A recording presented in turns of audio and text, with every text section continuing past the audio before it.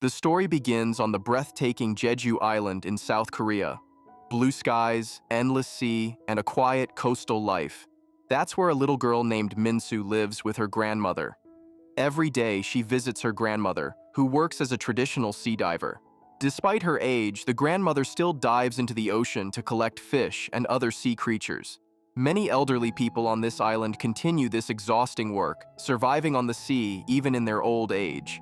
Minsu's father had passed away, and her mother remarried and left her behind. For Minsu, her grandmother is her entire world, and with her grandmother, she is truly happy. One day, Grandma buys her a box of colored pencils. From that day on, Minsu draws every single day. She even has a little pet dog named Toa. One evening, she asks her grandmother whether the sky is bigger or the sea. Grandma smiles and replies that the sea is bigger. Minsu innocently asks if she has ever seen its end. Grandma softly explains that she hasn't, but one day, when Minsu grows up, she will understand what she means. That night, Minsu draws a picture of her grandmother using her new colors. But since it's already late and they have a wedding to attend the next morning, she leaves Grandma's hair uncolored and falls asleep. The next day, before heading to the wedding, they visit the crowded market to buy supplies.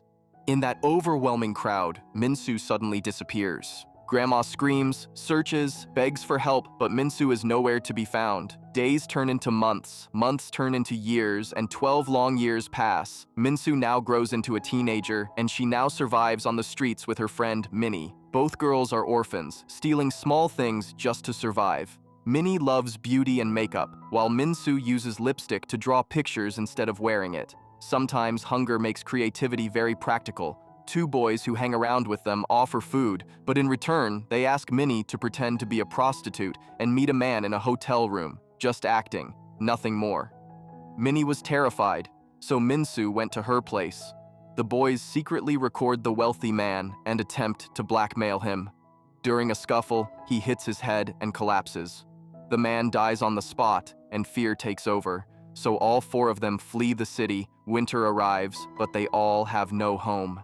They shiver through the nights on the streets. One day, Minsu sees something shocking, a juice packet with her childhood photo printed on it. Even after 12 years, her grandmother has never stopped searching. Grandma is older now, yet she still works tirelessly by the sea. A real estate broker constantly pressures her to sell the house. He tells her she's too old and should live comfortably with the money. But how can she sell the house filled with memories of Minsu? Her neighbor, Suk, who always treated Minsu like his own daughter, gently advises her the same, but Grandma refuses, and she says that she will wait and will not leave until Minsu returns. Then one day, a call comes from the police. They say Minsu has been found. Grandma rushes to the station, her heart trembling with joy. There, the truth comes out. Minsu hadn't disappeared that day, but her mother had kidnapped her. A few days later, her mother died in a car accident, and her stepfather abandoned her. Since then, she has lived as an orphan. Grandma gives her DNA samples, and finally, they reunite. Grandma asks her why she never came back.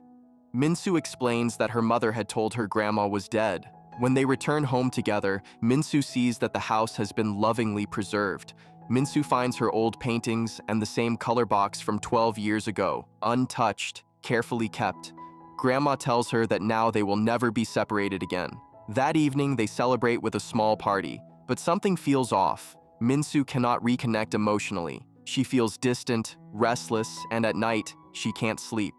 The next day, Grandma buys her new clothes, a school uniform, and hair accessories from the market. She wants to give Minsu the life she missed. But Minsu's heart isn't settled, so secretly, she calls Minnie because she misses her so much. Minnie tells her the hotel man survived, but a case has been filed, and the boys have blamed everything on Minsu and are demanding money. Around this time, Minsu meets Han, a boy from the island. He approaches her kindly. She asks if he even knows who she is. Han smiles and says the whole village knows her story. He gives her a ride home on his scooter. The next day, Minsu starts school, and Han turns out to be her classmate. And as life on Jeju Island moves forward, the past slowly begins to catch up with her once again. Grandmother goes to meet Minsu's art teacher. She tells him that her granddaughter used to love drawing as a child and that she wants her to become an artist. Soon, Minsu begins attending drawing classes, but when she sits in front of the blank sheet, her mind turns empty. She cannot draw. She does not even feel like drawing. The teacher urges her to create something, anything. He insists that she draw whatever she feels and even punish her that she cannot leave until she makes something. One by one, all the other students leave. Evening turns into night, and Minsu is still sitting there, staring at the paper. Finally, the teacher sighs and tells her to go home and try again tomorrow. As she picks up her bag, it falls, and a lipstick rolls out. Without thinking, Minsu picks it up and begins drawing with it. The teacher later returns, surprised to find her still there. She calmly explains that she is finishing her drawing, and this time, she has drawn beautifully. At home, Grandma has been waiting anxiously.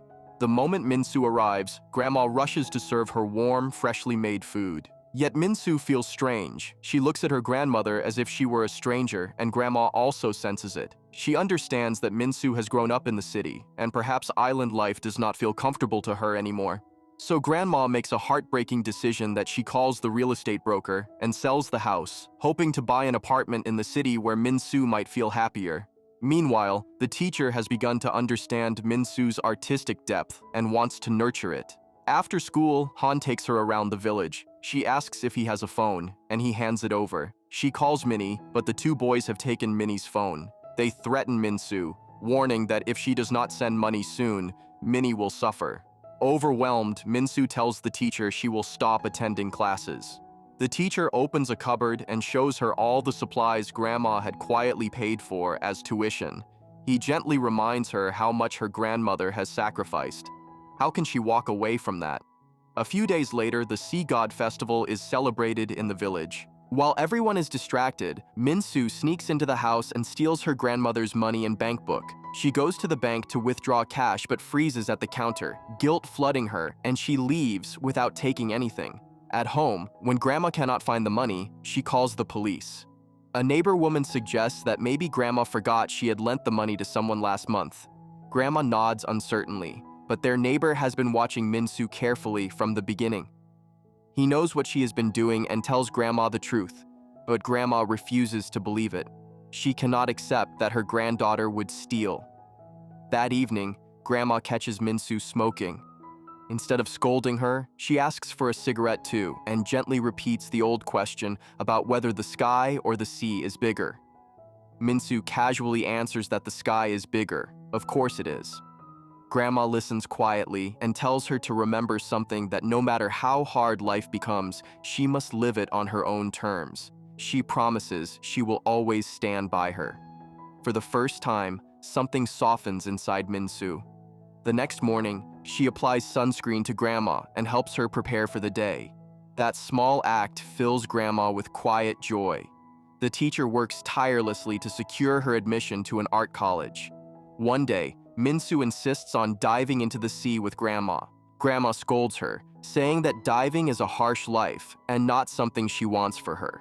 Still, for experience's sake, she takes Minsu underwater once.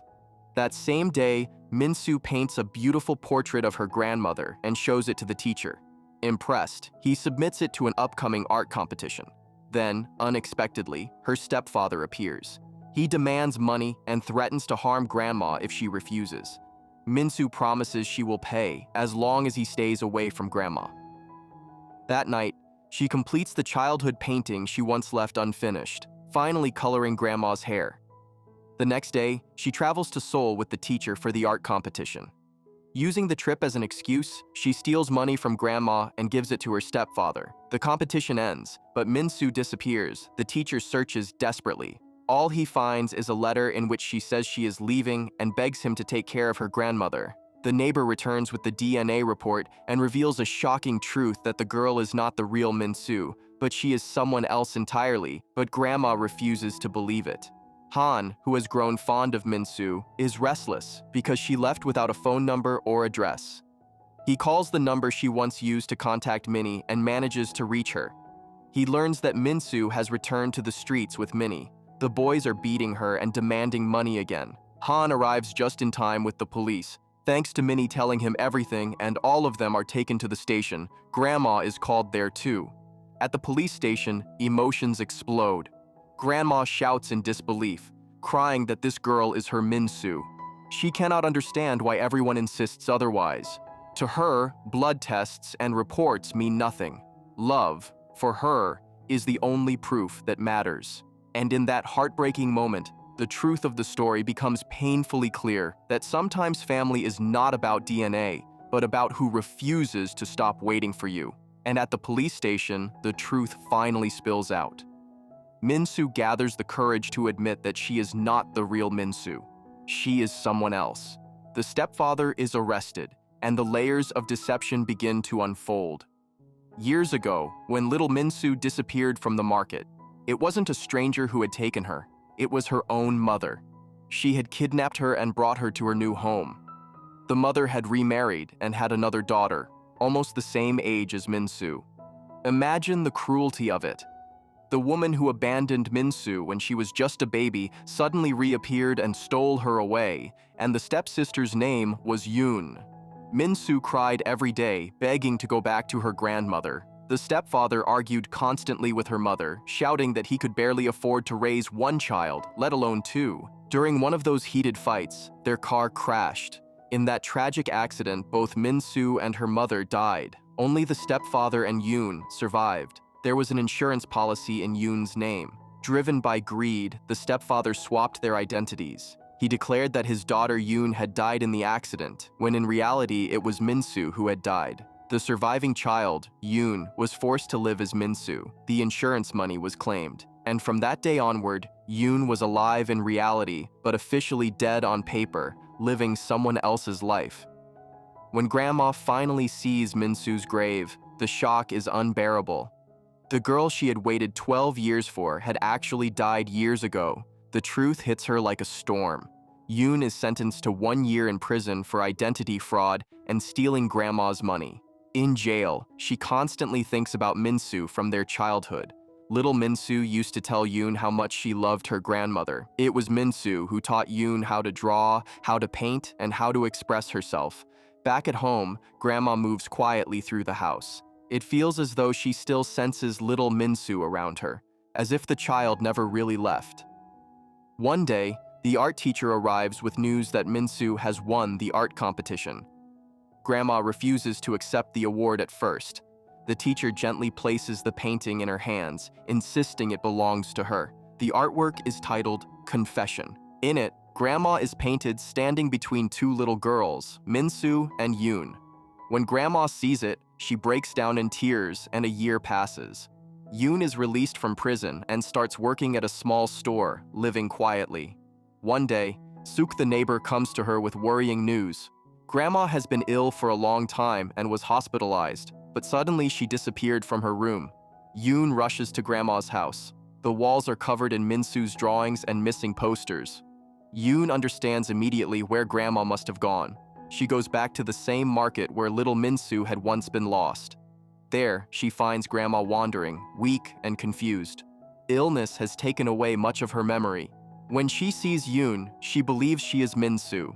Suk pleads with the broker to let Grandma stay in her old house for whatever time she has left.